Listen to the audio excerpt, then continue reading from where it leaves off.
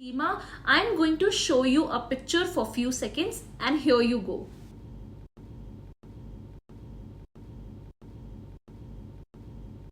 What all do you remember? What all things were there?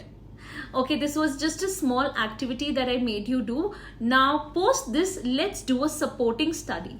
This study was given by Brewer and Treyens 1981. 86 individual participants were asked to wait in an office. After 35 seconds, participants were taken to another room where they were asked to recall everything in the room in which they had been waiting.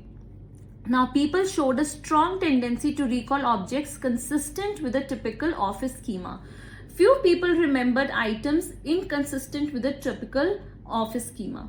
The aim of the study was to investigate the role of schema in encoding and retrieval of episodic memory. The basic assumption of schema theory is that individuals' prior experience will influence how they remember new information. The sample was made up of 86 university psychology students. Participants were seated in a room that was made to look like an office. The room consisted of objects that were typical to office like a typewriter, paper, coffee pot. There were also a table with tools and electronics. There were shelves along one wall and then the other walls were decorated with posters and a calendar. There were some items in the room that would not typically be found in an office, for example a skull or a toy shop. Finally, there were items that were omitted such as books. So each participant was asked to wait in the professor's office while the researcher checked to make sure that the previous participant had completed the experiment. The participant did not realize that the study had already begun. The participants were asked to have a seat. All of the chairs except for one had objects on them. In this way, it was guaranteed that all participants would have the same vantage point in the office. The researcher left the room and said that he would return shortly. After 35 seconds, the participants were called into another room and then asked what they remembered from the office. When they finished the experiment, they were given a questionnaire. The important question was, did you think that you would be asked to remember the objects in the room? 93% said no. 30 participants carried out a written recall and then verbal recognition. 29 participants carried out drawing recall, 27 carried out verbal recognition only. Now, the recall condition was such that participants were asked to write down a description of as many objects as they could remember from the office. They were also asked to state the location, shape, size and color of the objects. They were asked to write your description as if you were describing the room for someone who had never seen it. After this, they were given a recognition test in which they were given a booklet containing a list of objects. They were asked to rate each item for how sure they were that the object was in the room. 1 meant that they were sure it was not in the room. 6 meant that they were absolutely sure it was in the room. The questionnaire consisted of 131 objects, 61 were in the room, 70 were not. Then second was the drawing condition. In this condition, participants were given an outline of the room and asked to draw in the objects they could remember. And third was the verbal recognition condition. In this condition, the participants would read a list of objects and simply asked whether they were in the room or not. They found that when the participants were asked to recall either by writing a paragraph or by drawing, they were more likely to remember items in the office that were congruent with their schema of an office. That is, the expected items were more often recalled. The items that were incongruent with the schema of an office, that is skull, bar, screwdriver, were not often recalled.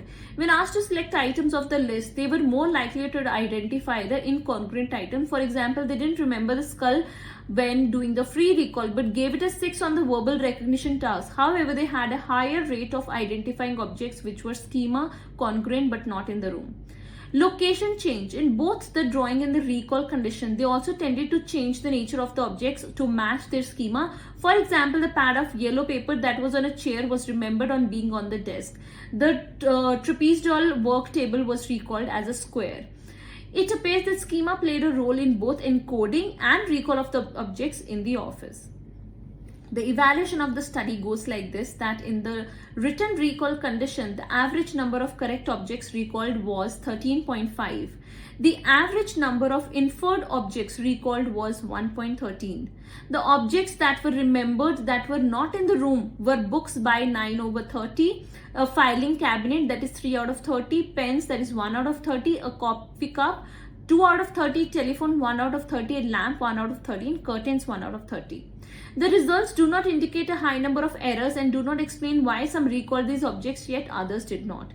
There is no way to verify the schema of the participants prior to the experiment, but the researchers did a pilot study by using a questionnaire with students to determine schema consistent objects. There are ethical concerns about the deception used in the study. The participants had agreed to be in the study, but they were deceived about the true nature of the study and were not told when the experiment had actually begun. This was necessary to avoid demand characteristics. Hope that you have understood this study. It is very simple to understand that the participants who were in this room, they were able to recall those particular things which set in their schema. For example, in an office, it is obviously very common to have a table, a chair, a stapler, some stationery, shelves, some papers, files, and so on. So you will be able to recall these things because it is congruent with your memory, with your schema. In your schema of your office schema in your mind, you have these things already. It is obvious. So you're likely to remember those things. But the things like skull, you never see a skull in an office, right? Or maybe other things like that. So you're not able to recall such things which are not congruent with your schema. So that is why participants were less likely to recall a teapot or a skull or things like that, and were able to recognize or recall more of the things that were congruent with the schema of office. I hope you liked my video, and if you have any comments or you have not understood anything, please write in the comments below, and if you liked it, then please like and share and subscribe to my channel, because I'll be talking much more about IB psychology and in general videos as well.